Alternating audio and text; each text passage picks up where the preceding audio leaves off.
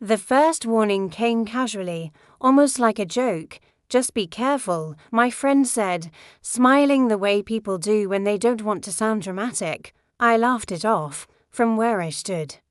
Everything looked fine, better than fine, actually. I was finally moving forward. Finally being noticed, finally part of something that promised growth and respect. Warnings rarely sound urgent when you don't want to hear them.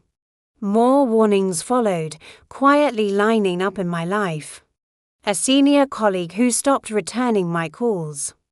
A mentor who chose his words carefully and said, "Some doors cost more than they give."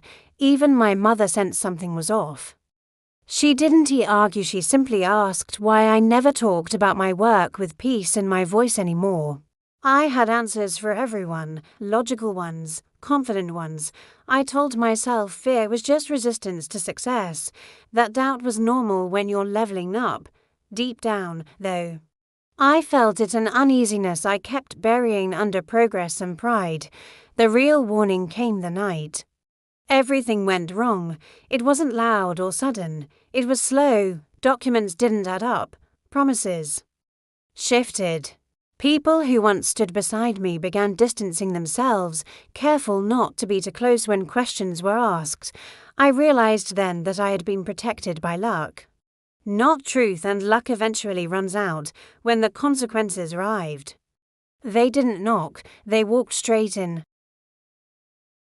I lost more than money. I lost credibility. I lost sleep. I lost the version of myself that believed I was smarter than advice. Explaining myself became exhausting because, in the quiet moments, I knew the truth. I had been warned. The hardest part wasn't the damage. It was remembering the moments I chose to ignore the signs because the path looked promising and my ego felt validated. I wanted the reward without respecting the risk. Rebuilding took time.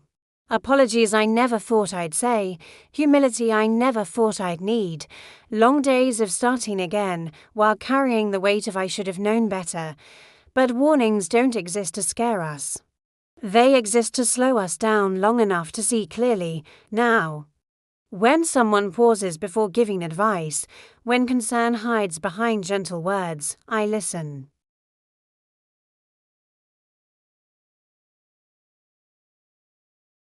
Sometimes it's about who you might become if you keep going. And I refuse to ignore that voice again.